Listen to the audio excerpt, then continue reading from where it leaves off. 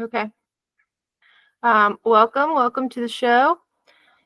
Today we are going to be hitting a very broad topic with Dave Mann.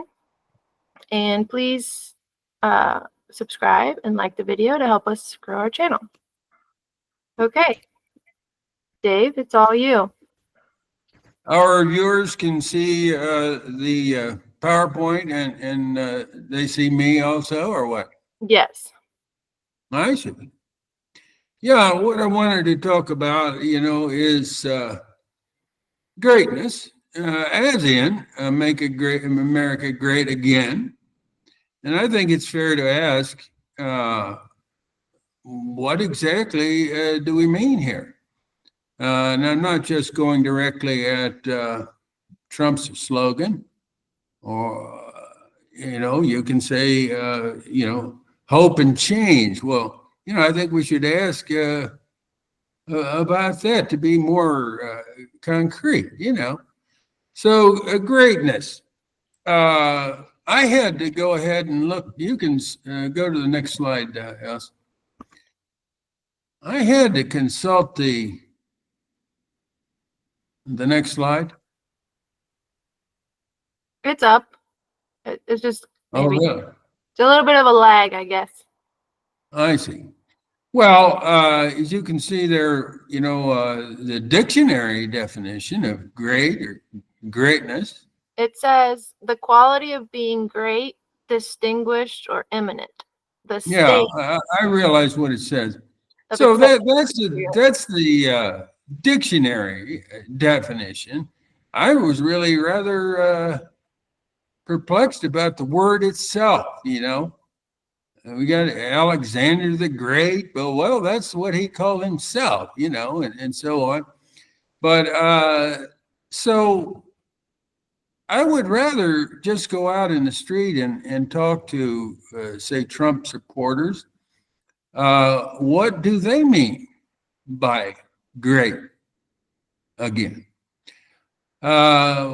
We can imagine they would talk about, securing the border and I don't know, controlling inflation, building up our military forces and our police forces. Are these things just sort of preconditions for greatness, or is this the greatness itself? A big military, a strong military, and police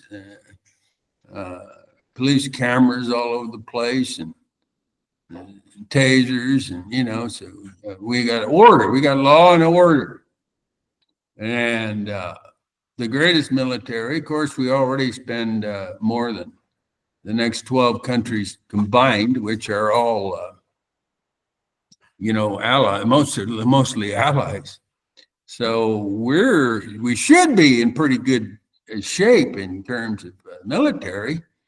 Of course, we don't have much of a standing army though, compared to a lot of other countries, right? Like China. Well, yes, but technology trumps ground forces, right? And so, of course, there's tremendous waste. What's this guy's name? Hegseth and Elon Musk, and they're supposedly going after the waste. So perhaps the missing trillions from the Pentagon budget will be investigated. I tend to doubt it, though. They're probably going after lower level bureaucracies and that sort of thing. But I get to the next slide. Isn't Hegseth the one they dropped? No, I think they dropped the Attorney General Gates. I think had to step aside for his peccadillos and that sort of thing. Right, but I thought Hegseth's also under scrutiny for his sexual. Under scrutiny, they've said, yeah, but I think he's still viable. How do I get the next slide and the next one? Oh, Gates. Yeah, Gates, you're right. Gates. So anyway, yeah, as I say, are these measures the border and the police and so forth, and perhaps getting rid of some of the waste in government? What other themes does Trump have? Are these just in preparation for a future greatness? And what would the average Trump person consider a great country in 4 years? Well, or 10 years. They have talked about bringing high-paying jobs, industrial jobs, back to America. Well, you can maybe incentivize or force certain companies to relocate in the States, but high-paying jobs are a result of the union movement in the United States. We had very strong unions in the 1950s. An estimated 50% of the workforce in the United States was unionized.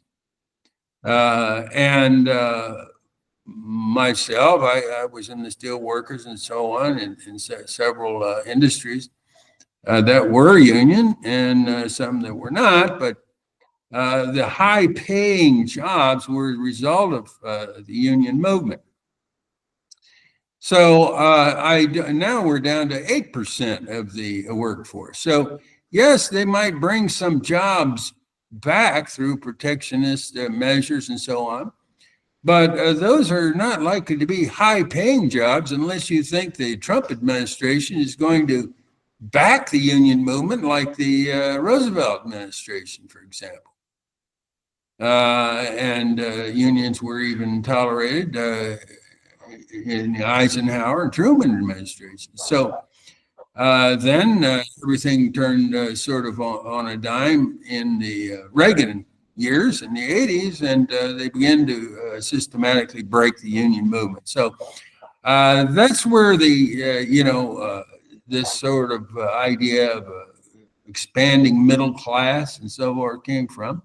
It came from the efforts and sacrifices of the union movement, which terrible struggles and many casualties in those battles.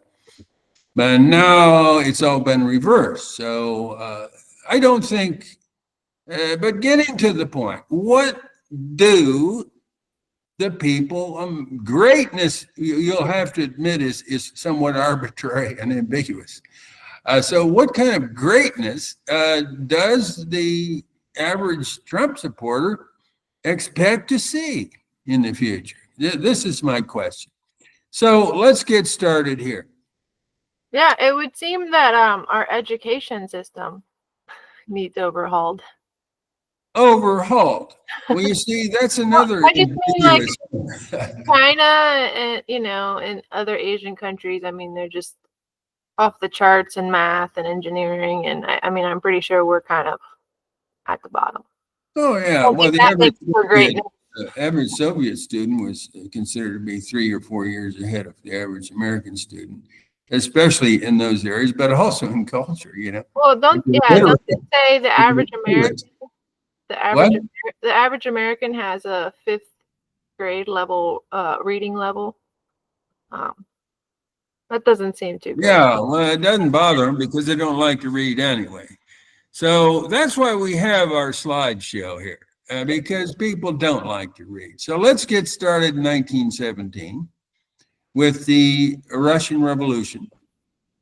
And we're going to look at the reaction to the Russian Revolution by the entire world capitalist system, and some of the extremes that they went to tried to destroy socialism in the Soviet Union, which very conveniently for world capitalism provided a target, a focus on, there was no disagreement from any of our European or Asian or North American capitalist countries as to what should be the main objective of foreign policy and military policy. So go to the next slide, please.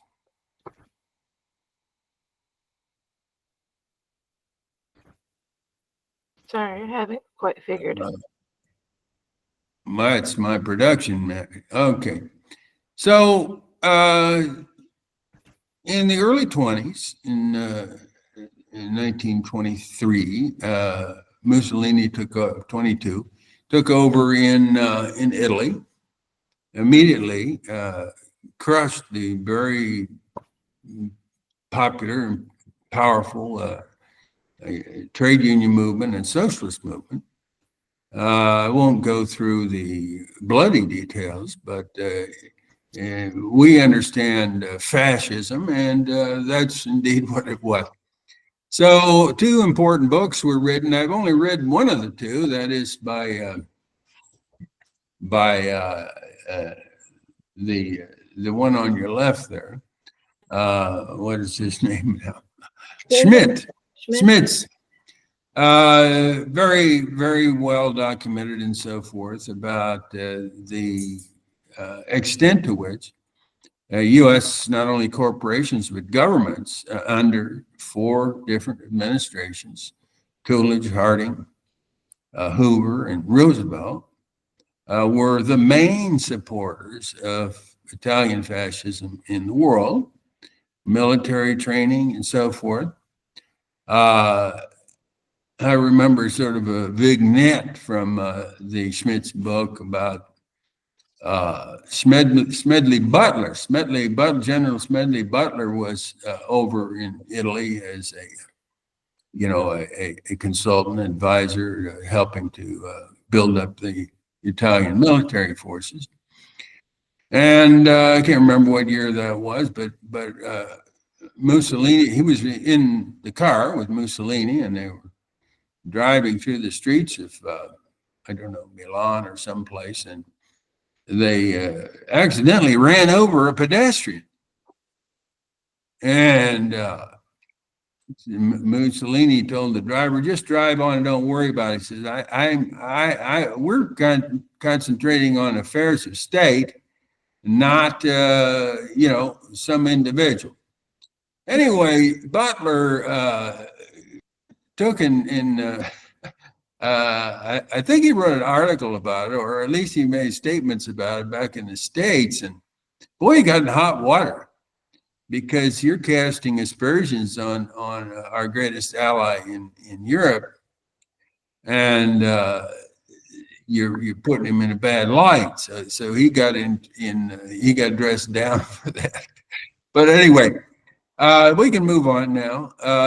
That's all facts. And of course, the U.S. corporate interests, military industrial complex, and all were greatly involved in Italian fascism. And the main focus, again, or the main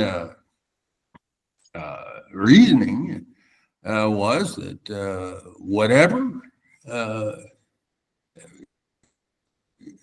harms the socialist movement anywhere in the world is good. So we have a clear picture of what is good and evil. And this will motivate the U.S. foreign policy for the next 80 years. Okay, we can move on.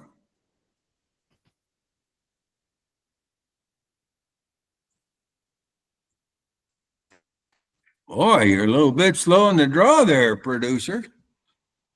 I'm not. It must be your connection, probably. You're in Mexico. Well, what picture do we have up there then now? Here I still have the book. Yokohama and Osaka. Okay. Well, that jumps ahead just a little bit. We want to move on to the U.S. corporate and government support for Nazi Germany. Now, from a government point of view, in the Roosevelt administration at that time, 1933 and on, they were slightly more ambiguous, and we can't say they were totally behind Hitler, but U.S. corporate interests certainly were. In fact, we're talking, I have a short list here. I mean, IBM, General Motors, Ford, of course, Westinghouse, Union Carbide, General Electric, ITT, IBM, which is a very important one. They made up all the computer cards of the dissidents and radicals that needed to be exterminated. 1.5 billion of these computer records were used by the Nazis to round up those who needed to be jailed or killed.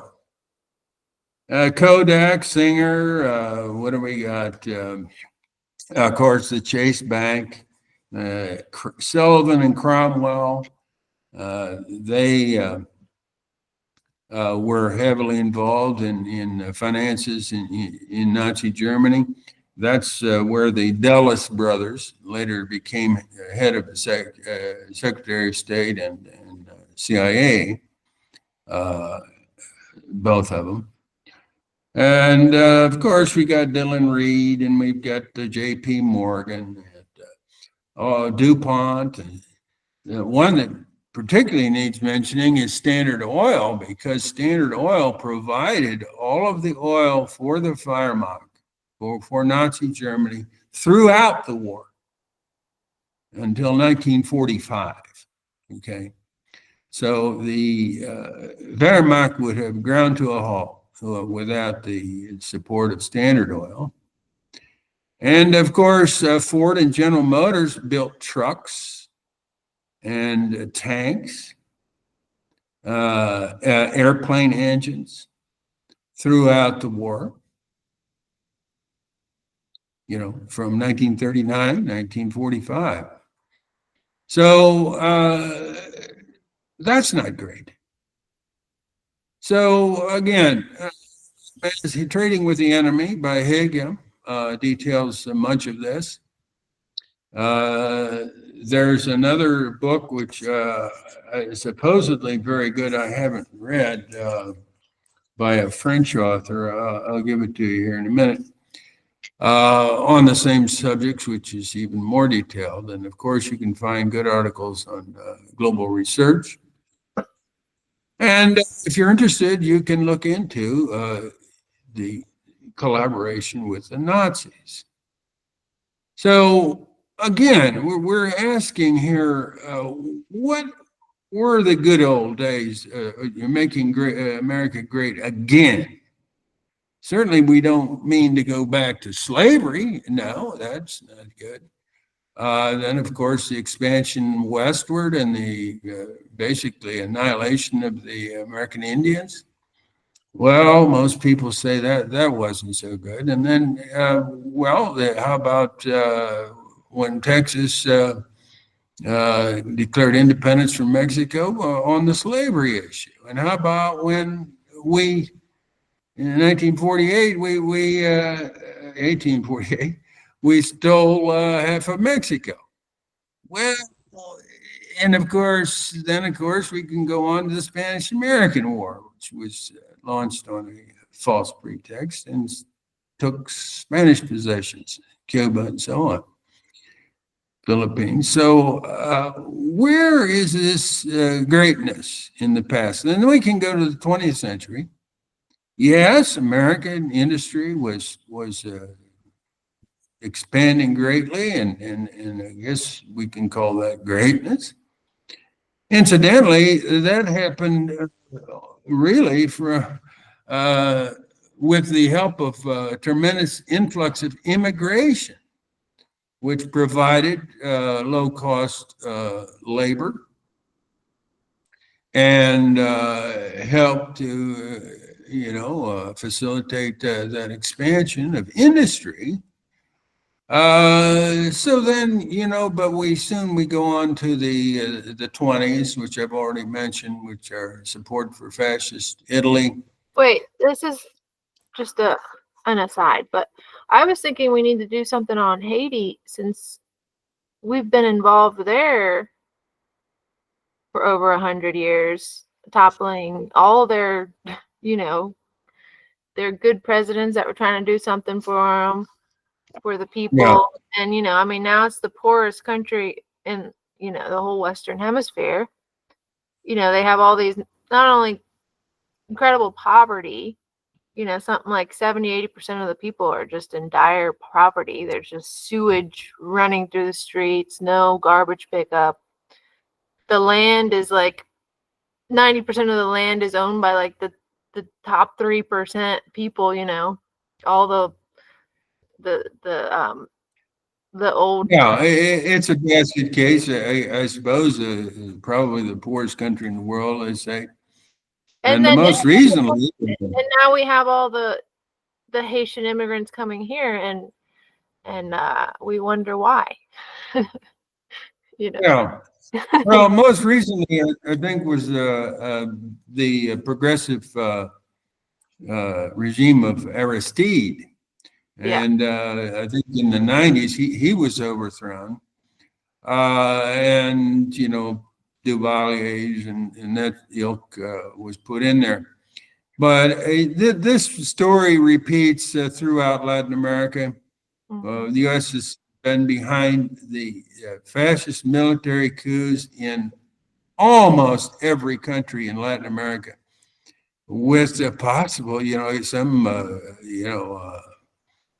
what Central American country I'm trying to think of that hasn't been overthrown. Belize. Well, I don't know, but that's not sure about Belize. What? Belize is just pretty much a. No, I'm thinking of Costa Rica, but and I'm not sure about Belize. But other than those two, throughout Central America and South America, every country's experienced fascist military coups.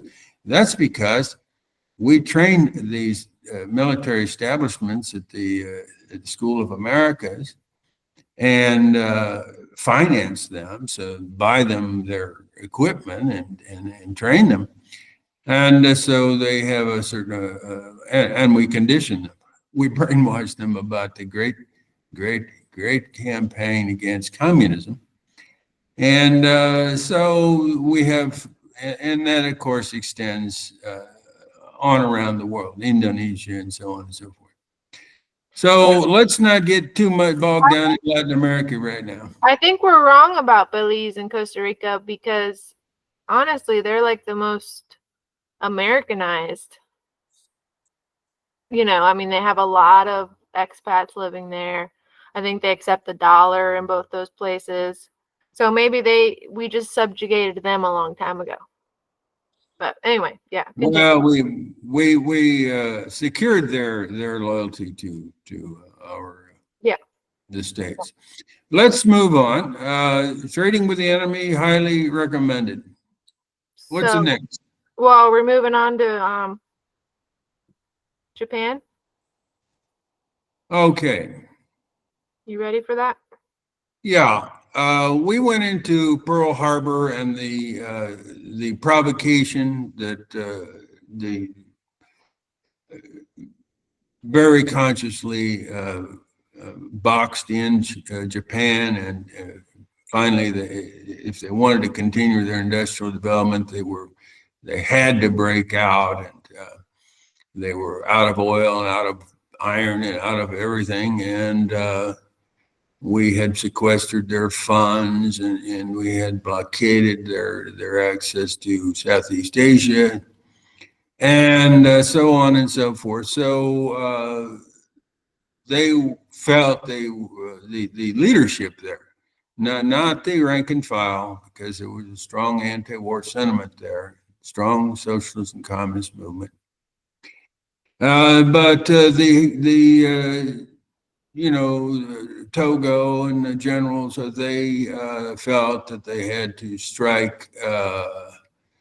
And we've gone over that. They removed all the good ships out of Honolulu and left the rest for the photo op. So anyway, the Japanese war was a Holocaust, okay? And we have some photos here. They destroyed, firebombed every major Japanese city, 66, I think of. And really were going to excess. And of course, to put the cherry on the top, the Hiroshima and Nagasaki, the Japanese were sending feelers from Soto, who was the Japanese ambassador in the Soviet Union, trying to get the message to Washington, where there had no diplomatic connection, to end the war. And they only wanted one condition, which was to preserve their emperor. And the rest was unconditional. And they said, this happened around the time of, in June and July of 1945, when the Nazis had surrendered. So Japan, as they wrote in their communiques, we are without friends and without hope. And there was, of course, no hope. So the United States, Stimson and Truman and these people insisted that we drop the bomb on Japanese cities in order to demonstrate the bomb and the capacity of it, the destruction. But more than that, the will to use it, in their words. So to demonstrate the will to commit such barbarism is really it relates to what Nixon talked about later, the madman theory, which, as he called it, we want our adversaries to understand that there is no holds barred. And we do have the greatest military in the world, and we have the will to use it at any moment. So you better get in line and not challenge any of our interests in any part of the world, or you know what's good for you. So this is the probably the essential element in American foreign policy. I've read about it in declassified documents and so forth. This is what they want. This is the main thing. So if you're, we can move on here. What do we got next? Well, the destruction of Japanese cities, firebombing, and you can see Tokyo, I think, and well, I was just noticing in Osaka, yeah, those buildings still standing. I mean, they knew how to build. Well, they built tent cities in the rubble. Yeah, but I mean, Osaka, there's still buildings standing, is all I'm saying. Well, those must have been cement or brick, but the building material that was most common in Japan was wood. So this is the reason they used firebombing, right, to destroy everything down to ash. So I'm still looking at trading with the enemy. What do you got next? Really? I'm looking at Osaka, Yokohama. That's what I was. Yeah, we got some technical issues here. Bear with us, our listeners. Well, can It you just move makes me think of they're building a Taco Bell right across the street from me, it?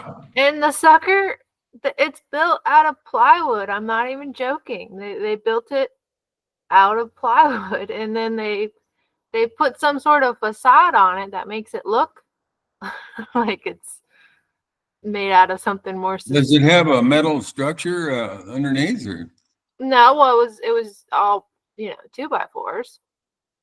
no?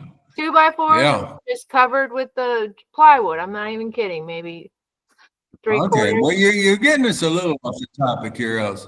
Well, no, I So was what trying to. you can For just the, flip through those cities. I flipped. I'm flipped, so it's just not flipping. Oh, so where are we at now? I'm on What are we Tokyo. looking at now? I'm on Tokyo. Okay, so what I'm saying is go ahead and just flip through the destruction. I just want to Okay. show that as part of Okay, our greatness. so here's Tokyo. Pretty much everything's gone here. I don't see any standing buildings. And then we have Hiroshima.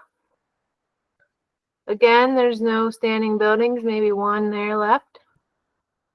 Everything else is gone. So it sort of repeats there, but I wanted to show that because seeing is believing and worth 1,000 words, and I'm sure nobody wants to read about it. So what do we have after the Nagasaki? Well, now we have Nagasaki. And now we have to win a nuclear war, the Pentagon secret war plans. Okay, here's what I want to drill down on.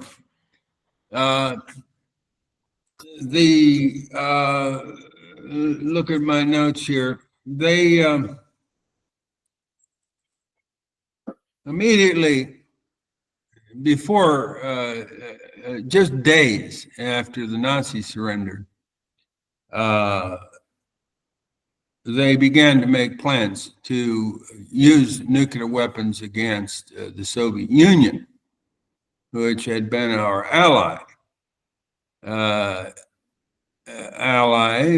in 44, Dulles was already negotiating in Geneva with Karl Wolff for a separate peace with the Nazis. But that didn't come to fruition, thanks to Roosevelt, I think.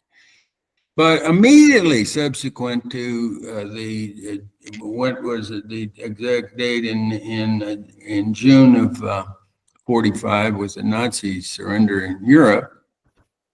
Immediately they began to plan for the nuclear annihilation of the Soviet Union, to wipe them out, as Churchill said. So the first plan was developed in Britain by Churchill.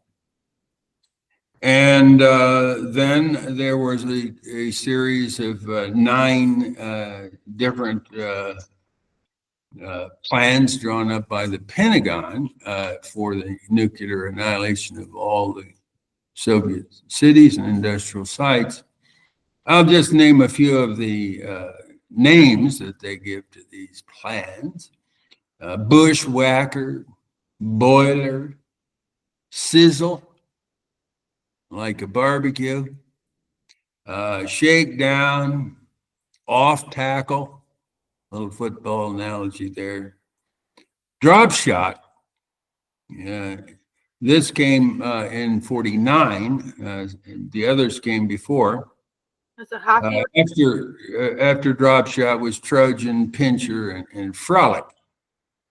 So plan they calculated would be 100 cities destroyed, 200 bombs dropped, And about I forget how many million casualties they predicted. Then we have in 1960,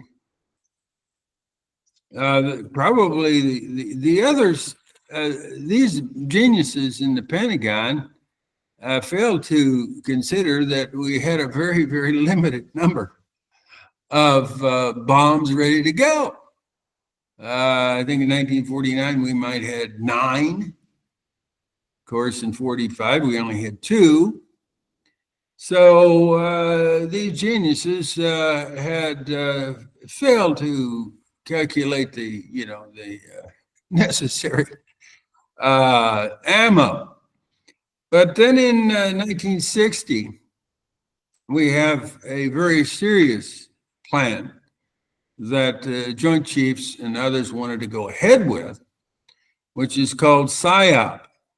Not the PSYOP, well, it may be part of the naming of it, but it was the Strategic International Operation Plan, PSYOP, SIOP, in which not only the USSR, but China and Eastern Europe were to be basically obliterated.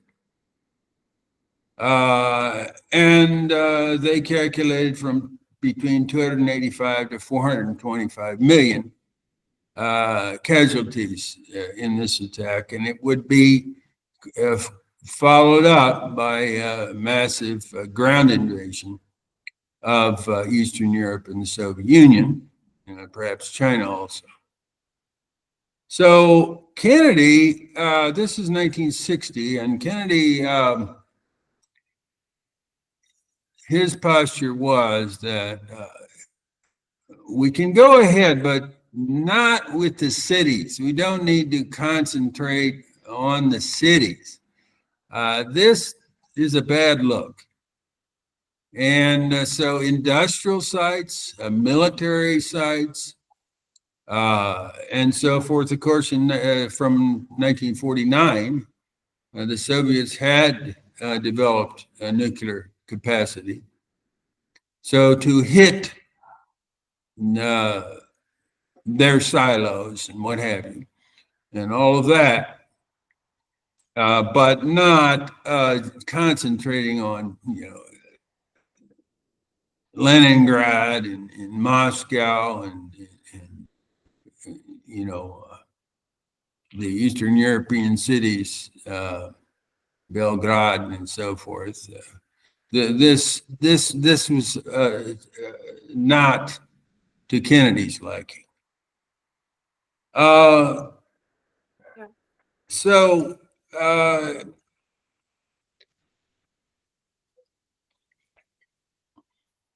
this never happened, of course. The Soviets were very rapidly developing their military and their nuclear capacity.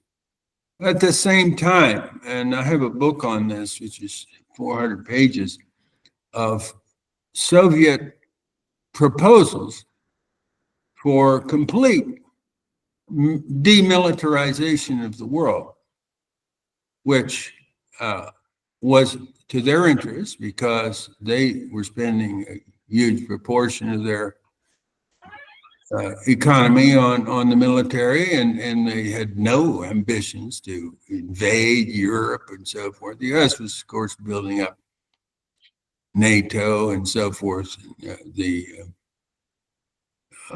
preparations for invasion of the Soviet Union. It wasn't the other way around. And so I think we can just leave that for what it is, and none of those plans were ever put into effect. And then again in the Cuban Missile Crisis, a couple of years later, the Joint Chiefs again were asking for, let's let them have it.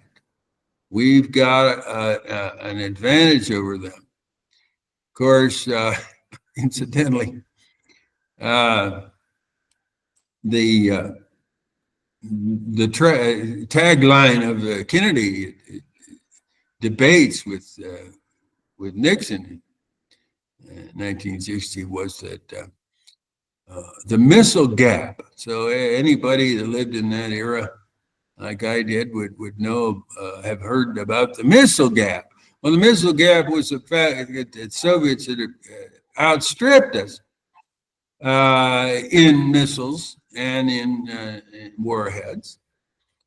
Kennedy had on his desk at the exact time that he was broadcasting about the missile gap that we had an approximate, according to the CIA, approximate 10-1 advantage over the Soviet Union.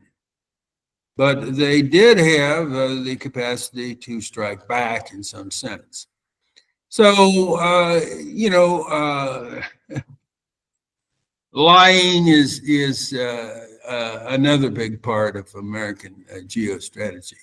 You can take that to the bank. So let's move on then to to win a nuclear war details the 10 or 12 plans that I mentioned and the personalities arguing for this and against this and so on in the U.S. establishment. So we can move on to the next one, which I think is Korea. Well, we just have the list of U.S. interventions since World War II. Yeah, so this is the list. We, of course, can't go into each and every one. And U.S. military interventions. They, as I said, we had the world's greatest military without any. So to secure those areas for the corporate capitalists that control American policy, the military of the United States is nothing but the gendarme of American corporate capitalist interests. So if you look through that list, you'll see the countries involved, and then you can surmise the resources and so forth that they intended and did steal from those countries. So there's a lot missing here. I mean, I don't see Haiti on here at all. Well, we went into Haiti militarily. That was way back in the 19th century. I don't think we've gone into this doesn't have our covert options or operations. No, assassinations. Well, they overthrew Mossadegh in Iran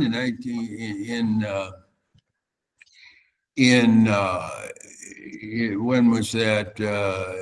In 53. No, it was in 53, and put the Shah in. Yeah. And of course, overthrew Arbenz in Guatemala, progressive democratic leader of Guatemala. And you can go around the world. Was that 64?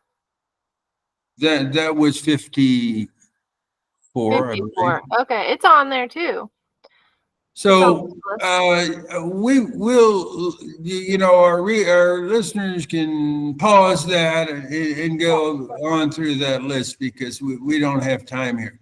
Let's go on. Not in this episode, but I do think we should, in future episodes, we will be. No, anybody can read about each and every one of those. Anybody can read about anything, but it's just to have someone explain. That's not going to happen, is it? Let's move on to Korea because that's the big one. Okay. Pyongyang, we have the pictures of Pyongyang. If you read, think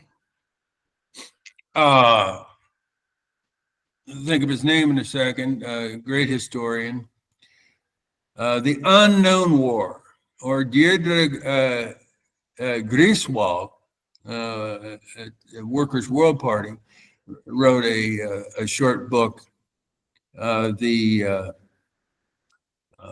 forgotten war. So it's called the Forgotten War and the Unknown War because nobody talks about it. I won't go into the false pretexts that the U.S. Launched that war. It was fake. The North did not invade the South. It was quite the contrary, and so on. But the fascist government in South Vietnam, South Korea, under Sigmund Rhee. Sigmund Rhee was a Catholic who had lived in the United States during the war, but he staffed his cabinet when he got to Korea and was made president with almost all Japanese collaborators.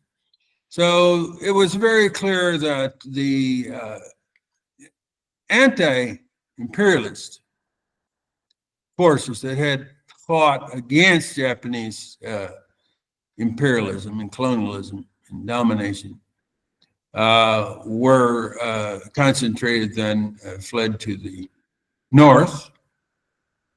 And all of the, of course, the wealthy and so on, and collaborators with Japanese imperialism congregated in the south. And then they had a demilitarized, supposedly, between the two, preparing for ultimate reunification, which of course has never happened. But this war was a terrible thing. And as Colonel LeMay put it, head of the Air Force bombing campaign, we have destroyed every village, town, city, and in the entirety of Korea. I went into this on a previous video. We've destroyed the dikes and the dams. There's not a building standing that we can order our bombers to target. So why not use our nukes? Well, this was overruled by Truman at the time. McCarthy wanted to use them. Of course, he's a great American hero. And then, of course, the Chinese, to their credit, came in on the side of North Korea, who at this time were living in caves dug out of the mountains where they built entire cities, which was the only respite they had from this relentless bombing. They just dropped more bombs on, especially on the north, than had been dropped in all of World War II. So this was another great moment, you see, because this is how the Pentagon and now the hoi polloi that's being dragged along as cheerleaders for USA, our greatness. This is greatness to them. You know, they can reduce it to military superiority. That is the definition of greatness. If you're a loser, if you're losing wars, which they actually did in Korea and later in Vietnam, then it tarnishes our greatness, you see. So what image, I'm still on To Win a Nuclear War by yeah, I'm still on Pyongyang. I was just confused about what the justification was. Well, for Korea.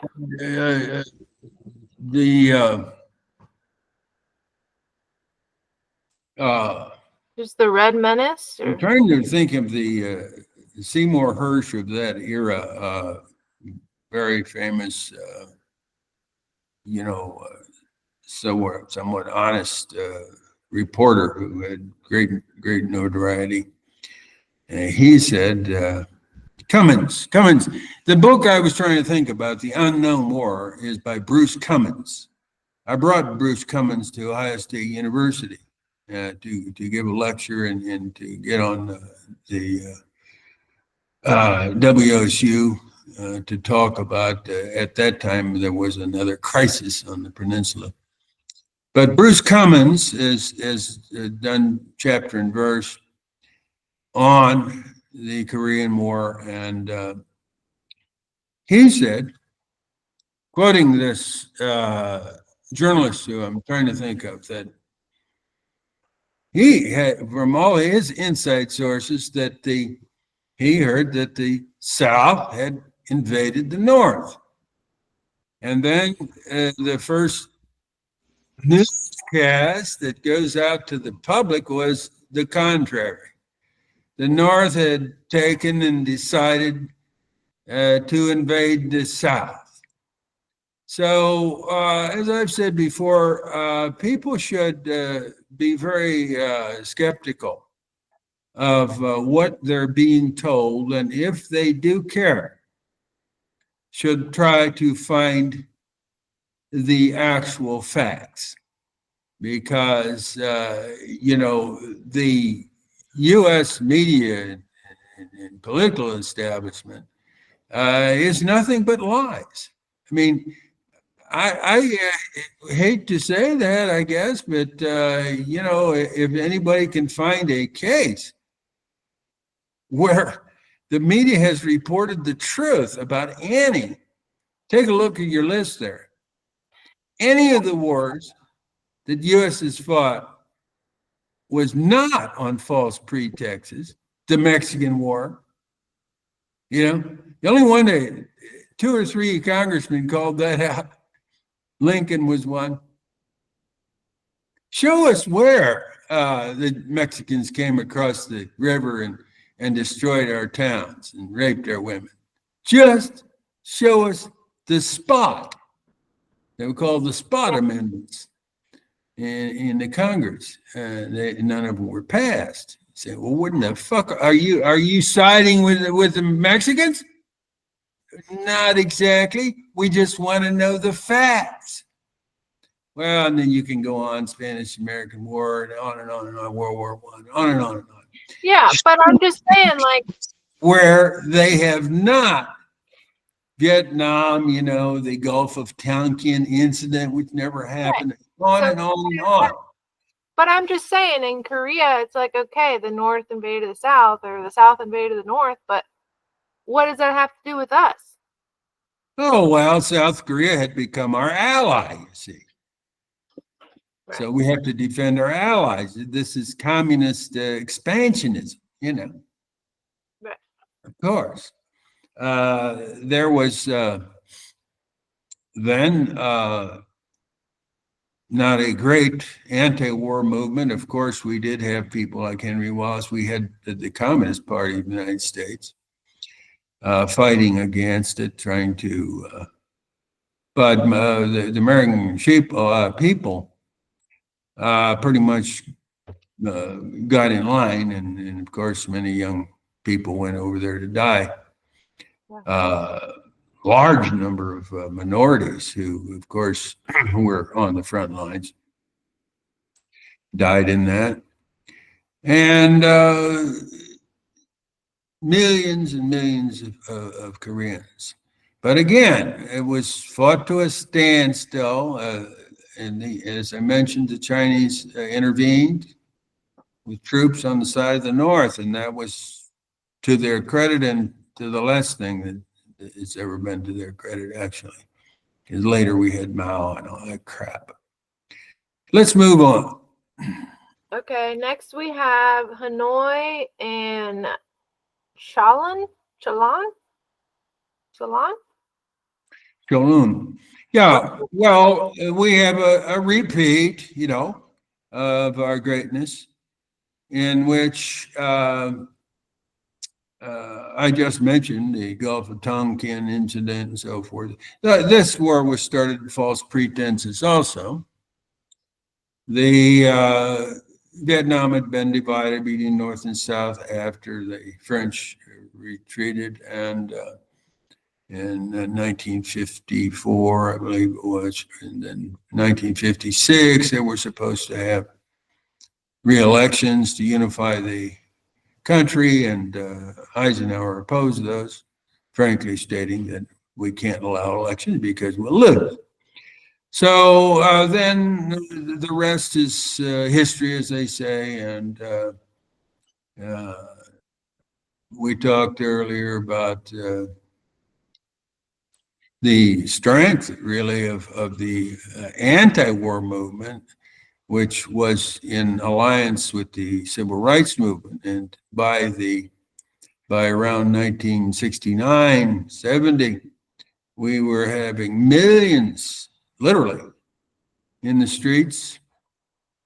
And we had a huge movement inside the military, which we could do a separate video about, because I have some experiences that I would like to share about that. But most people today, this is not known.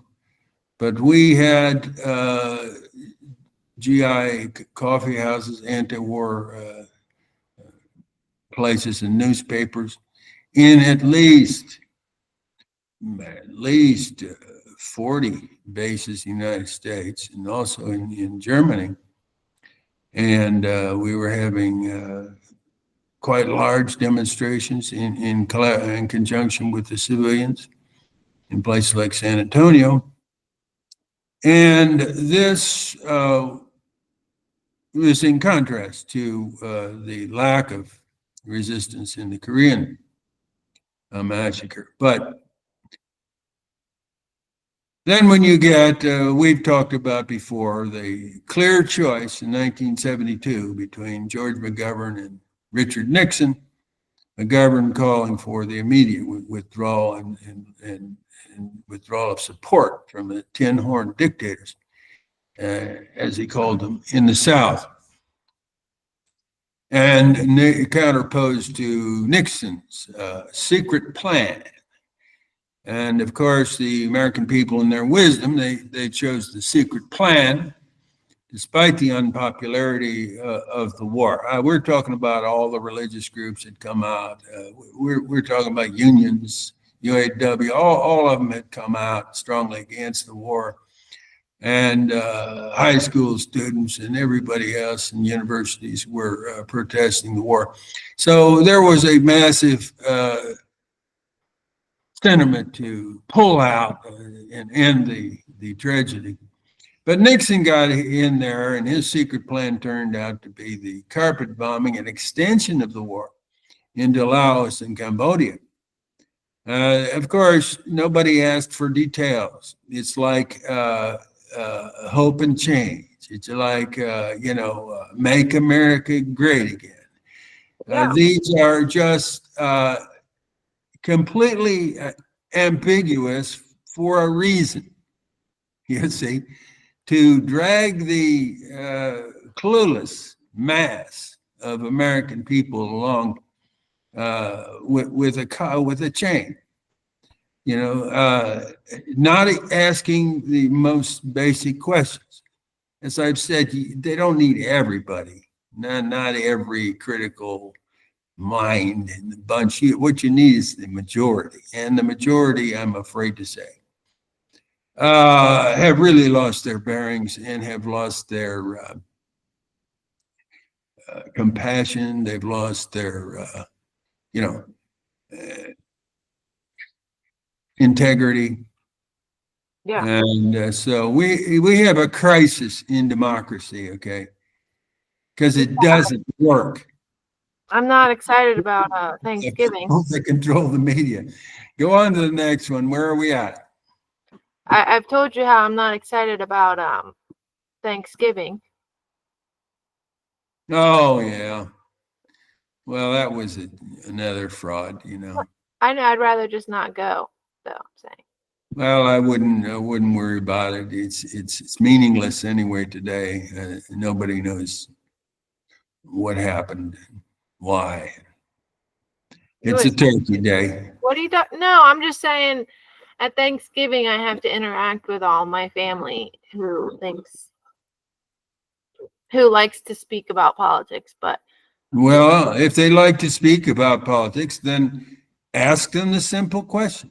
They're on the wrong side, though. What would you imagine or hope for in the greatness that we all want? Well, what would it look like? Can you try to describe what greatness? What would a great America look like? Yeah. Let's move on here. Yeah, I mean they're Democrats, they're Republicans, but anyway, yeah, I had a conversation with my uncle, and he just about Gaza, and about the innocent civilians dying. He just said wipe them all out.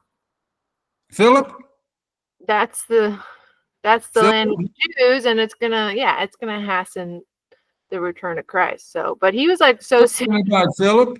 Yeah, Phil. He was so serious. I was like, okay. Well, I'll tell you what, I'd be pretty serious with him. I thought he was half dead anyway. He's got medical issues, doesn't he? So I don't know if I could, hasten his demise. But what? Knock it out with him. I got out of the United States, anyway, so relate with my family. That whole. I just pulled out. Pardon me? Yeah, that whole thought process there is how do you how do you talk sense into that? Especially being a Christian, it's like I hope Jesus comes back, and Jesus is gonna be like, what the? We're gonna get to children. You're bombing tents. You're like, the Jesus that I have read about. It's all about love your neighbor.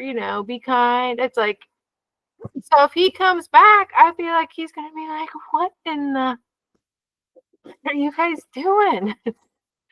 You know what I'm saying? It's like we're going to get to that towards the end of the broadcast, the Christian nationalism and and the soul of man. Okay, now we have Belgrade. Well, that's something that I worked on and campaigned against, the intervention, all based on lies, every bit of it. We brought excellent, but there were so few of us.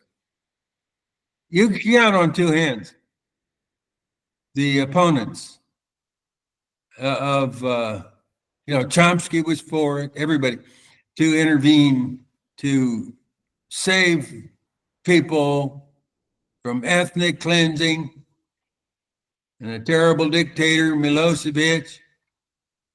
Milosevic committed one crime, that is to try and maintain Yugoslavia on an even-handed basis, where the Yugoslavia was a project of 100 and some years in the making to unite those Balkan states into one country, rather than being the playground for the imperialists to turn them on ethnic basis.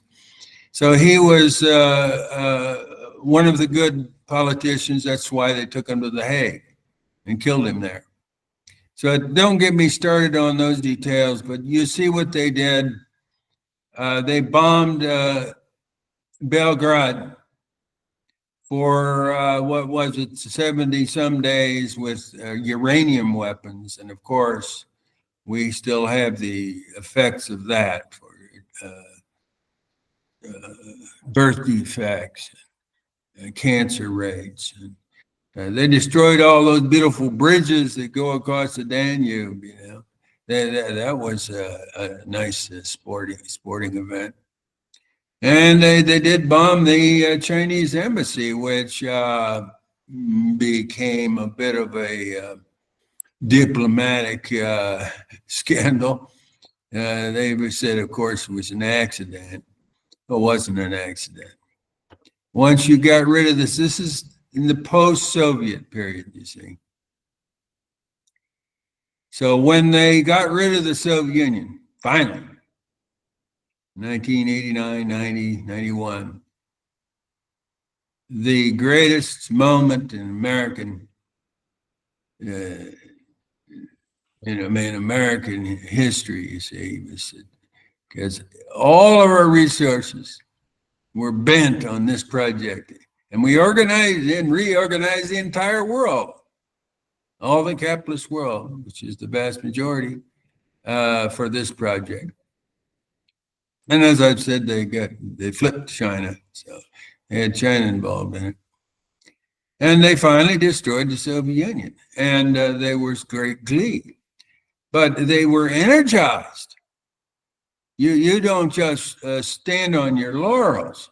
So they were, just as they were energized by the destruction of Japan to go on in bigger and better things. And so they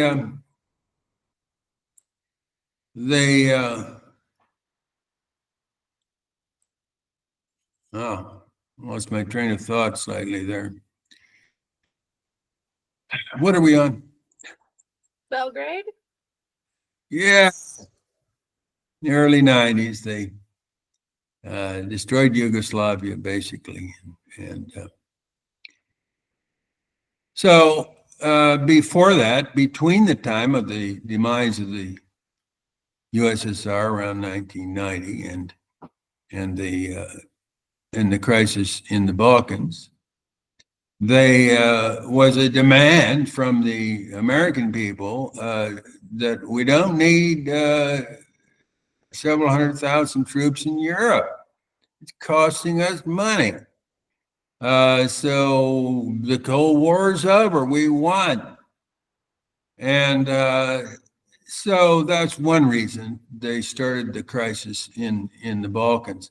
And I do mean they started it. In Bosnia is where it first lit off, and they had three ethnic groups: the Serbs, the Croats, and the Muslims. And the three parties got together in Portugal, Lisbon, and amicably divided the country. The cities and the more wealthy areas, cantons, went to the Muslims, and the areas were heavily Serb or Croat went to those to be administered by them. And the U.S. rushed their ambassador by the name of Zimmerman to those negotiations. Met shortly after they had concluded those negotiations with Izetbegovic, the Muslim, the Bosnian president, and convinced him to pull out, to erase his signature off of this agreement that had been signed. And we see the same thing, of course, in the Minsk agreements and so forth in his current war. And so what they promised Begovic was a great army and all sorts of economic support and so on to take over and control the entirety of Bosnia and not allow these independent splits. And the rest is downhill from there. According to, they had these high profile, this endless lying about rape camps, and that should ring a bell today. And all of this, ethnic cleansing and so on and so forth. And to really grab headlines was the marketplace bombing. Well, even our top general, Boyd, who was over there, stated that it was the Muslim side which bombed the marketplace, not the Serb side. Well, details. You see, the American people, and you don't even have to mention the Pentagon and the political class, but it should behoove the American people, after all these lies, and we could go through a long list of them, they're always lying. If their lips are moving, they're lying. Get that much through your goddamn heads.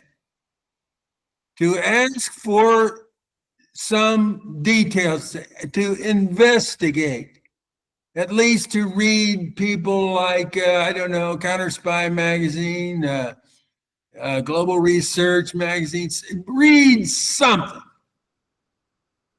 Anyway, so they destroyed Yugoslavia and broke it apart, which is what they wanted to do. So what's the next slide? Yeah, I still remember going to like Sarajevo and Zagreb back in 2004, and there were still like buildings like the one we're looking at, like just completely like falling in and bullet holes everywhere. So anyway, you're talking like, 13 years after, and Yeah, they didn't rebuild real quick, I guess. Yeah, I mean, I remember downtown Zagreb was just like buildings were just falling. You see, U.S. is about destruction. You read our Substack called Creative Destruction, where some of the neocons made it plain that's what we're about. And, they weren't lying. So the capitalist class, the ruling class in the world today, they couldn't build an outhouse if you gave them all the tools and all the wood and everything, and all the nails and everything. You take a big bunch of them, they couldn't build a goddamn outhouse or a doghouse, you see. But what they can do is order their bombers, their missiles, and their bio agents. Yeah, that's and pretty. Their napalm, burn the skin off of people. Their A-bombs. Yeah, that's what you can do. Pretty easy to do. And that's one reason they wanted to show a few of the images there about Japan and about Korea and so on, Vietnam. That's less than 1% of the damages, you see. So it's easy to destroy. It's a little more difficult to build. That's where the working class is able to do. Not the bourgeois, nor their hangers-on. They couldn't build a goddamn, well, I'm repeating myself. Let's go on. Yeah, well, now we're jumping ahead to Baghdad. Where are we at? Baghdad. Yeah, we know, we all know something about the two Iraq wars. And what are we talking, 91 and 93? Or 93 and, oh, hell. I get my dates a little mixed up. What do you got there with the controversy over Kuwait? It was in 90. Well, So, let's see here. Well, we got in the 90s, and then we got again in the early 2000s. Yeah. Uh, Well, so first it was Gulf War, right? yeah. So what year was that? 93? 90 to 91. Okay. So shortly after, the really as the Soviet Union was disintegrating. This is the overall context. The need to press the advantage, the forward strategy, and then Iraq had been allied with the Soviet Union, and the Soviet Union was not in any condition to defend those allies. So Egypt had been an ally also, in Syria and in several countries in the region. And so Egypt just flipped rather than, but Iraq was invaded under false pretenses. Can you imagine? The U.S. provided drilling, special slant drilling technologies to Kuwait. So these assholes were, with U.S. Compliance, were drilling up under Iraqi oil fields. Can you imagine? Kind of a dirty trick. And there's no doubt that that was happening. It's been proven. So Saddam called in April Glaspie, who was U.S. ambassador to Baghdad at the time, and explained to her what was being done to their disadvantage. And and when he's considering putting a stop to it. Well, Glaspie said, "Well, we don't have any objection. This is a matter between you and Kuwait to straighten out, and I do see your point about the slant drilling, and so this is not our concern. We're hands off. You guys settle it. You there?" Mm-hmm. So Saddam took that as a green light, and they went into Kuwait. But here's where the lies got even bigger. Can you imagine?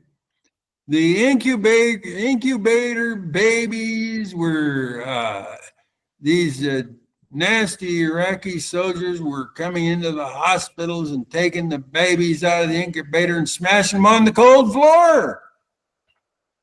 The only thing is, the testimony that was given in the Congress was the Iraqi ambassador to the United States' daughter, who hadn't been to Kuwait or Iraq for many years, had no knowledge. You see? So here again, Yeah. if they're talking on the tube, they're lying. And these are not just little white lies. These are lies that lead to millions of deaths. And it's incumbent. But that If you want to call this a goddamn democracy, that means it's incumbent on the citizens to be alert, to care.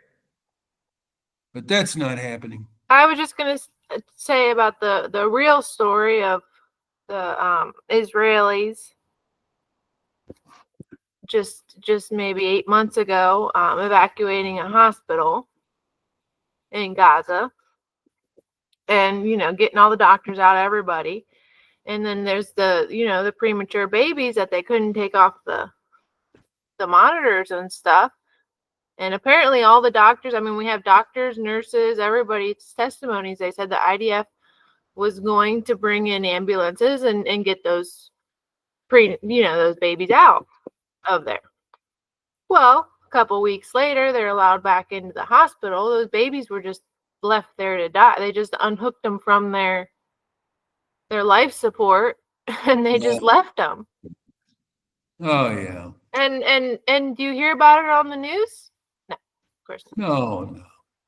No. They've destroyed how many hospitals in Gaza? Yeah. I think All of we them, got count. They're targeting hospitals, targeting ambulances, targeting UN observers, targeting nurses and doctors and hospitals. Yeah, so, and lying again. You see, I keep coming back to that word because, look, I'm ready to say that to the American people in general, that there's no more excuses. If you believe burned babies in ovens, mass rape, when it's been disproven, debunked, as they say. But it's actually what the Israelis did during the Nakba when they were first taking over Palestine. There's the story of a baby, they were baking a Palestinian baby in the oven. So that, and raping the Palestinian women. I mean, so many accounts of that. So it's like they just take their own crimes, that gives them ideas of what they did, and then they say, oh, well, the Palestinians did that. Hamas did that. Yeah, good point. Sounds like you've read more about the Nakba than I have. I just know like raw numbers. Terrible. They were extremely brutal because they wanted people to flee, so they did just the most heinous crimes on the people to scare everybody else away to leave, so they didn't have to. Yeah, terror. Yeah, just completely. The other terrorist groups. Yeah. That's who started Israel. Israel was just started by terrorist groups.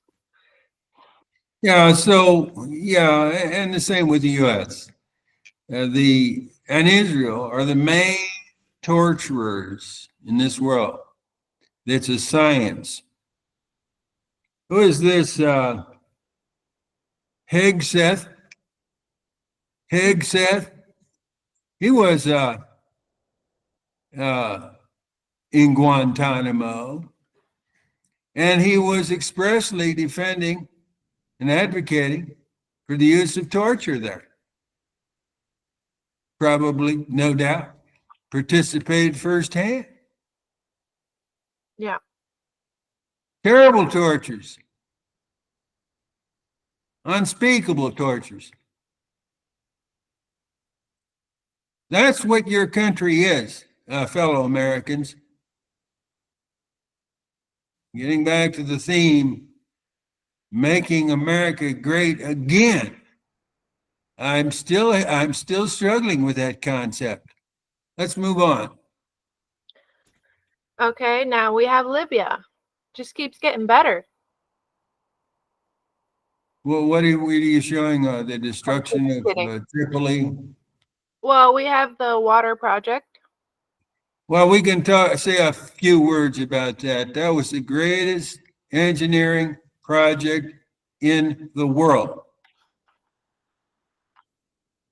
Billions of dollars, of course, were spent on it, but many Libyan workers, technicians, engineers, Gaddafi's leadership, greatest engineering project in the world, history of the world, without any doubt.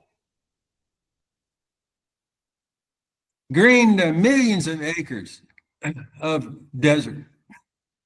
Mm-hmm. What are you showing? The pools there? Or? Mm-hmm. Well, there's some. They bombed it, right? They just bombed it, and they bombed the infrastructure on it, as well as the oil infrastructure. And so,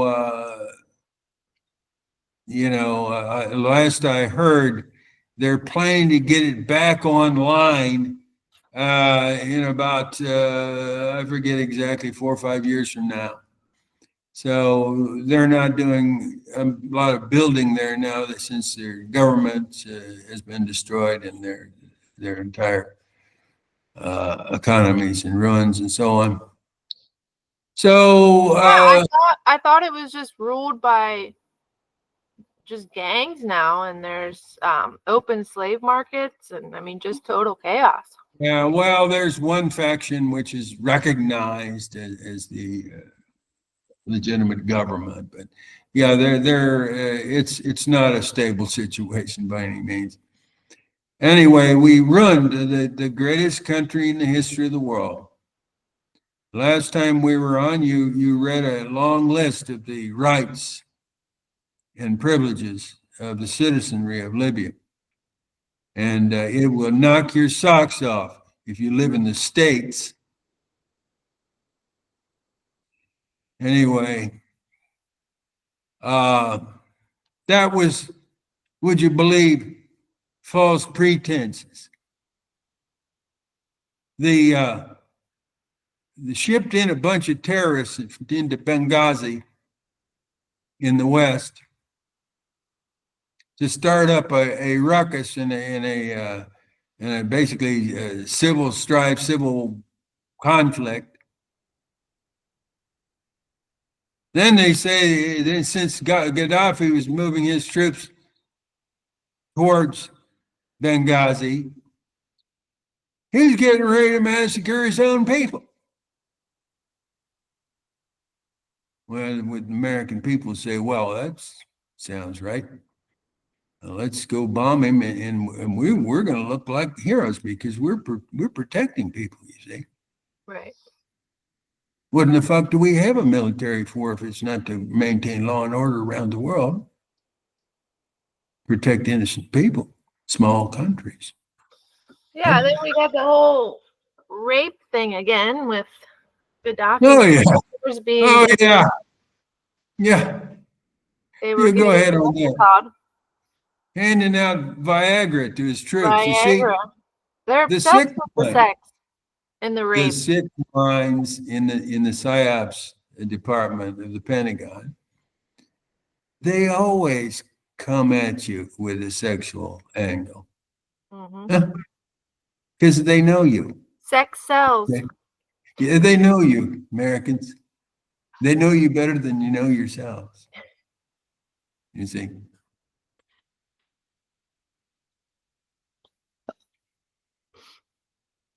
Moving on. Oh. What are we projecting? A 1 hour video here? Or? I mean, I don't know. Just whenever. Well, let's keep it moving because people might know if they see 2 hours and 50 minutes. Yeah. Okay. We're on the Gaza, so we're moving. All right. Well, you can talk about that. Well, you have been, and it's use your eyes, people. Yeah. Yeah. Israel claims to be, and the U.S. Got their back. They're doing everything humanly possible to avoid civilian casualties. Huh? Right. What does it look like to you? Yet the deaths are exactly as like the percentage of the population, like 70% women and children, 30% men. That's the percentage of men to women and children. So, there is it's just completely indiscriminate, basically. Yeah. They're not trying to. And right. The children are actually future terrorists, you see. Yeah. And would you believe that that business? And then this has been the most technological, being the latest war. Israel uses AI technology to choose its targets. They have this new thing called Where's Your Daddy? And so it tracks potential Hamas militants, what you want to call it, but they wait until they go home and then they take out the whole house with all his family. So they don't take him out because I mean they're watching everything. The drones are flying over that whole place at all hours of the day, at night, everywhere. I mean, they know everything about where everybody is at any time. So if they think he's a Hamas militant, I mean, whatever, take him out when he's at work or whatever. But no, they don't do that. They wait till he's at home to take out his whole family. Wow, I hadn't even heard that. Oh, it's they know everything. This is like just the level of technology nowadays is just amazing. I mean, they just know every single detail about every person, with their cell phones. They can just track everybody. They got the drones. I mean, it's a whole nother level of terror. It's extermination, and they justify it all because of the Holocaust back in the 30s, 40s.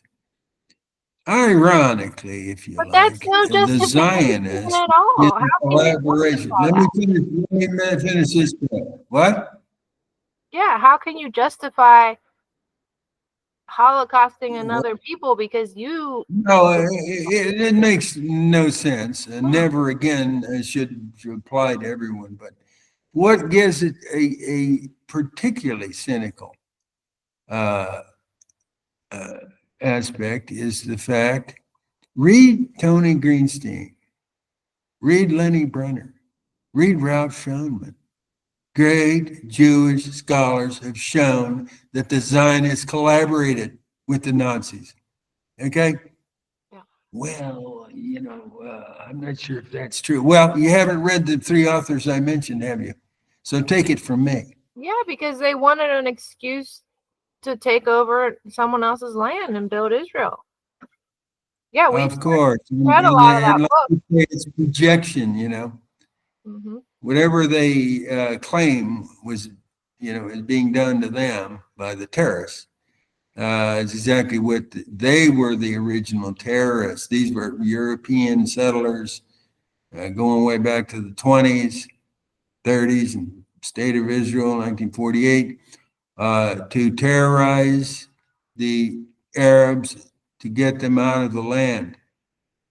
Christians, Muslims, everybody out of the land so they could take over with total justification, you see, which they invented for themselves. Yeah, I mean, what else can we say about Gaza? I mean, it's an open air prison. Let's let it go. Let's let people, if they are curious. I'm just saying the people can't even flee compared to any other conflict. People aren't imprisoned and being bombed at the same time. I mean, people can try to at least find shelter, but they have nowhere else to go. I know one of the commentators from Gaza, he said, what do they expect us to do? Just go out into the Mediterranean and drown ourselves? And well, yes, that's pretty much what they want you to do. Yeah. Sorry to say. No, it's a good point. It's a unique situation in history, and it's too horrible to talk any more about. People want to know about. Check on the TikTok videos, or you can find it if you want. Find out. Electronic Intifada, they do a weekly YouTube stream. And I mean, it's several hours of just all the updates from Gaza. They have a lot of commentators from Gaza, journalists from Gaza. And then John Elmer at the end does a whole wrap up of the resistance, all the resistance going on in Gaza with Hamas and the other groups. There's several resistance groups. There's not just Hamas. There's the Islamic State, several others. And then he's also documenting the resistance in Lebanon. And the West Bank, of course, because there's stuff going on in the West Bank every day. It's a great site. Also, Max Blumenthal, Gray Zone, and his colleagues there. Absolutely fantastic coverage. Yeah. And they've disproven all of the claims. It's an exhausting task because these people in these military establishments, they're paid to produce the lies. So they're working on that 8 hours or 10 hours a day. And then you have to, of course, it's all picked up and carried as the absolute gospel by the capitalist media. And then you have to try to, chip away at it. So I really admire those people. Yeah, me too. Okay, so you want to go on the Christian national? Yeah. So I think I'm still looking at to win a nuclear war. Okay. But we've moved on. Do you want me to read the quote you have? No, I have. Well, you can, these are some quotes from General Boykin, who came on as had a long distinguished career, and he fought in many of these theaters that we're talking about. But he gives expression to the outlook of the Christian nationalists. Yeah, read a couple of those. Our God is stronger than your God, and so forth. Well, Read a first couple. we have Jerry Boykin. Warrior actions are derived from the warrior's soul. The best know it and nurture it, and once you have it, it never leaves. The warrior's soul does not weaken. Long after the body has broken down, the soul stands tall. Soul, of course, is another sort of ambiguous concept. But they might, when they show up at the pearly gates, St. Peter and his staff, they might question this guy as to what he thinks or thought about his soul, But let's move on. I think we're about finished, aren't we? Well, here you have another one. Radical Islamists hate the United States because we're a Christian nation, because our foundation and our roots are Judeo-Christian, and the enemy is a guy named Satan. I knew that my God was bigger than his. I knew that my God was a real God and his was an idol. Yeah, well, Islamic fundamentalism. The American people should know that every Islamic fundamentalist, practically everyone, not Hamas perhaps, and not Hezbollah, if you want to put them in that category, but the United States built these madras throughout West Asia, Afghanistan, Pakistan. Thousands of these are training schools for Islamism, the most Salafist, the most aggressive interpretation of Islam. Vast majority of Islamic people believe in peace, harmony with their Christian and Jewish neighbors. And the proof of that is before 1948. Go ahead and read about how Jews and Muslims got along in the Levant and Iraq, Syria, and those cases. Perfect harmony. Yeah. Well, we can't say perfect, perhaps, but just read about it and listen to some of the people who actually are still surviving from that era. But as far as the Islamic State, Osama bin Laden, Al Qaeda, these groups are nothing but CIA Mossad groups. Okay. Yeah, for sure. You know how you know? No, how do you know? They never attack Israel. Oh yeah, well that's part of it, yeah. But they certainly did attack the United States in 2001. Well, they didn't. They're just That blamed didn't for happen it. either. Hey, people, that didn't happen either. They're the scapegoat. No, They're just their I'm afraid scapegoat. some of our, I don't know who's listening to this or might listen, but some of you are going to have to review, some of your basic assumptions and understanding of history. Let's move on. Well, we're going to have to do a show on 9/11, of course. Yeah, we can do that. Now we have your last quote. For what shall it profit a man if he shall gain the whole world, and lose his own soul? Getting philosophical on us. Well, we're talking about political issues and so forth. But as I remarked, this is supposedly a democracy. Okay.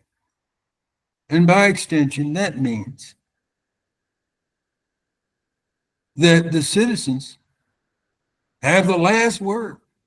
The citizens are in charge. Now, everybody's got a lot on their plate, and they're striving and paying their bills and going to work and trying to raise their family and so on and so forth. They'll say, well, that's not my affair. That happened. If it was wrong, which inevitably in the aftermath, it's proven to be. Well, that was some bad apples in the Pentagon and in the political establishment, and you can't put that on me. Well, I don't mean to be too critical, but you're living in a country, as I mentioned, has the is the most aggressive, warlike history that's a country that's ever existed. Go back and look at your list there. Invaded 40, 50 countries, overthrew 30 or 40 governments. Always, I should say democracies, and put in fascist governments. All of this. And guess what? I have no doubt that the next war, you'll support it. Okay? Well, there's probably going to be another false flag. They'll invent a new. You're probably supporting the U.S. NATO aggression against Russia because what you've been told, which was false. Yeah, we're going to need a new 9/11. Probably. Because a lot of the Trump people, Trump ran on, non-interventionists and all this stuff, and people supported him partly for that. So if he wants to go to war with Iran and all this, I feel like there's going to have to be another big event to get people on board. Well, non-interventionists. Mark my words. They make a thing of he didn't start any new wars. Well, that is quite remarkable if you look at the chart. Well, it is. But he kept the troops in Syria. He bragged about we got the oil. Yeah. We're taking the oil. He killed Soleimani. They still today have bases and troops in Syria, bases and troops in Iraq after they've been asked on numerous occasions to withdraw. Okay. Yeah. But you can't really compare that to what Biden has done. Well, there's not much doubt that Trump brags about having armed the Ukrainians to the teeth. He criticizes what was it, Clinton. He says he was sending their blankets and towels over there. I sent them a sophisticated weaponry and training. Okay. Yeah, but now what is Biden do? I mean, Biden's given him like what, 30 billion or something ridiculous in the last 2 years. Well, the Republicans have voted in favor of every penny of that. Yeah, I know. And then, but then Gaza too. With the exception of your man there in Kentucky. What's his name? Oh, Massey. Yeah, or Massey. Ron Paul. I think Ron Paul is kind of. Rand Paul, you mean? Yeah, I have to look at his voting record. He's a little bit two-faced on a lot of things, but he may have. I just saw that he wasn't going to support Trump's mass deportation plan. I saw Rand Paul was not going to support that. Oh, okay. Yeah, he's one of the better ones. But no, I wouldn't call Trump a non-interventionist. Well, but that's what he ran on. I'm saying a lot of people supported him because they think he's that. I feel like some of the people that I know that supported him. Well, yeah, I mean, people saying it can't get any worse and that sort of thing. So we'll have to see, but yeah, we'll have to see. What has he said about the long-range missiles going into Russia? Yeah, I don't know. And some of the commentators I've been listening to, they said he's got more than a right to go and start negotiating right now. Like, even though he's not president, like if he's got the balls, like he can go and start talking with Putin and stuff to like de-escalate. Yeah, he could start talking. Yeah, but he's not doing anything. I guess it's kind of been crickets on his part.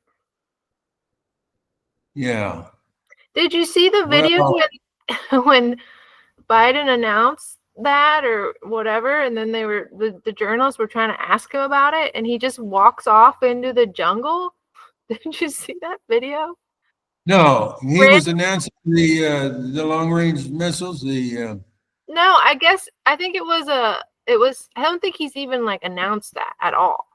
Like no, that's I don't think been like that's happened, but he was at some kind of like environmental conference speaking on the environment or whatnot. And then after he was done speaking, all the journalists were asking about the missiles and all this, and he just ignored them and just like literally walked behind him into like this jungle. Like, just randomly. It was so bizarre. Yeah. Anyway, he's probably lost somewhere in the jungle. But so yeah, he's not saying anything either. So yeah, I don't know. Yeah, well, probably Blinken and Sullivan might have a statement, but I don't really care much what their statements are. We'll see how this does. I mean, Putin has just really been showing a lot of patience. It's just crazy. They keep him to a fault, and bomb him and do all this stuff and do all this stuff, and he's just kind of like calm. Think about this, And then the Western media is like, "Oh, Putin's such a fucking, he's trying to take over Europe," and it's like he's just like calm, like taking all this shit right now. Like I don't know how he could do that. Well, yeah, he exhibited tremendous patience, but really to a fault. Right, that's what I'm saying. It's just in like 2014 when the U.S. overthrew the government in Kiev, put in basically a fascist government that began immediately to prohibit the use of Russian language, but more than that, to bomb the people of eastern Ukraine and bombed them then for 8 years, thousands and thousands of deaths from the shelling. And he was busy negotiating with Minsk agreements with people like Merkel and that jackass in France, and they later were laughing at him and said, "We never intended to honor those agreements. We were just stalling for time, arming Ukraine." So, going way back to the 90s, he played a role in the dismantling of the Soviet Union. So he has a lot of naivete, but yeah, he is cautious, and at this particular juncture, I suppose that's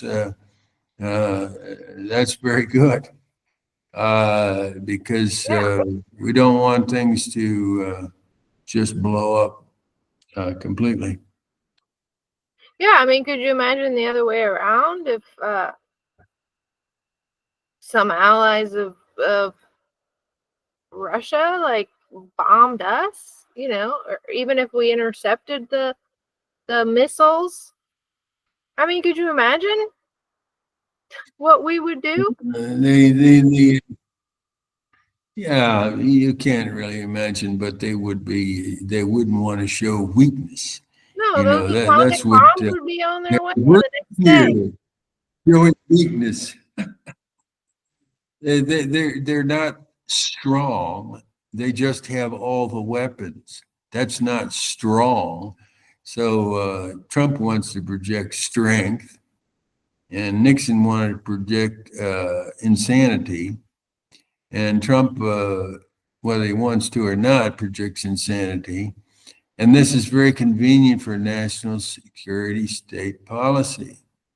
You want to keep your opponent. First of all, there's no losing is not an option.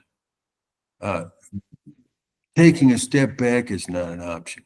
It's a forward strategy.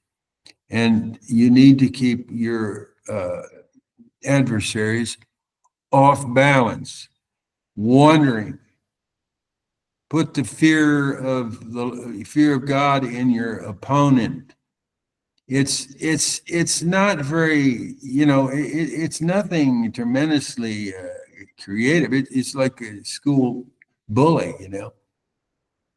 You see, he's got a reputation for beating the shit out of younger kids, taking their lunch money, and he's got a fucking brick in his hand, and his eyes are flaming, and he tells you to give him the lunch money, you hand it over. You see, my battery's going down. I don't have a plug-in over on this side of the room. Are we about done, or you want to continue for a while? I could go get some power. I mean, I guess we should end it. Okay, yeah, we don't want to abuse the patience of our listeners. Are you going to put some? I mean, we can keep talking if you want. Let me plug in here first of all. So, listeners, if you've stuck with us so far, you must be a true fan. So please subscribe. It would really help us grow our channel, obviously, and hit the like button and share with your friends. Of course, you can share us on social media if you'd like. Anything like that, it would really help. So you didn't mention buy a coffee. Buy a coffee. That means a contribution. I'm kidding. Well, we don't really have that set up yet, but maybe in the future. We don't need that. I'm kidding. Well, I do need a job eventually, but this starts slow, and we're just messing around at the moment. But yeah, I guess we covered some pretty good points here today. I mean, I think so. I'm sorry if I got a little bit strident. They say, well, Dave's awfully bitter against the U.S. Well, what is the U.S.? That's a nationalist myth. There is no nations. There are classes. But I'm not too happy with the commoners either, My main beef, I guess, is against the ruling class, but I'm not too thrilled with the hoi polloi. I'll be frank with you. They have not been doing due diligence. I mean, by a long shot. But it's not their fault, Yeah. Well, it's what I'm sort of getting at. It is sort of their fault. They've lied to you. Don't know that they don't every time. You can assume it's a lie, and then you can try to dig out the truth before you, just sign on. Or it's not even in their worldview. They think America is the hero. Like, they think we are going around the world with our cape and we're saving everybody. Like, that's what people think. Look. That's not thinking. That's emotional. USA. Everybody wants to think they're the good guys on the good team. But we've laid out just today in an hour 50 reasons why we're not the good guys. So most people in my generation know something about Vietnam. They just should know something, about the Iraq War and the bombing of Libya. Their Yugoslavia. They should know something. I mean, there's no excuses for not knowing anything. And then you say thinking. Well, that's pretty stretch of the word, isn't it? Not thinking if you don't even have the basic information, or try to get the basic information to think about, to make a judgment with. I mean, I really can't give a pass to what in my mind are the average. Of course, there's no average, but the vast majority that are the support squad for the ruling class and all these adventures.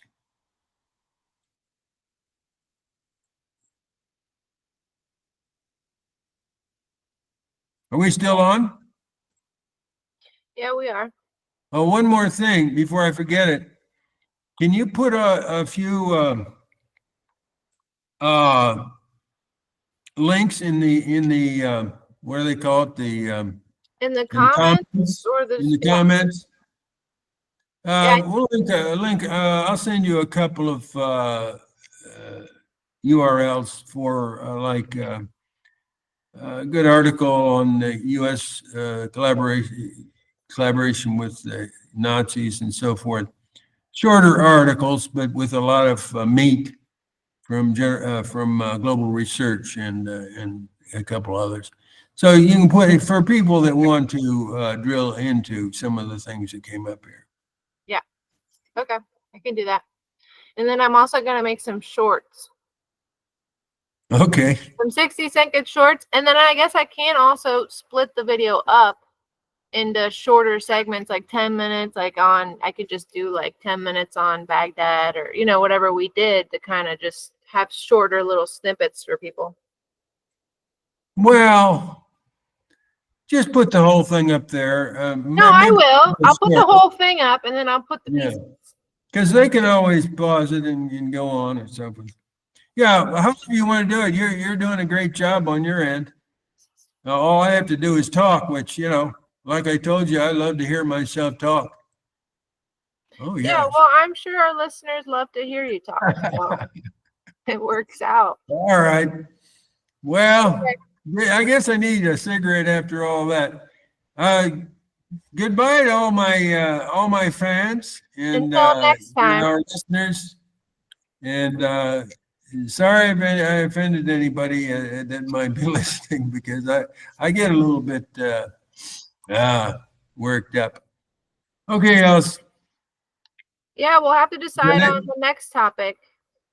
Yeah, we'll collaborate. Because we didn't really, hit Ukraine and more of the current situation. Maybe we need more of a current events, but anyway. Okay. Yeah, that's a good idea. We'll work that out. Okay. All Goodbye. right.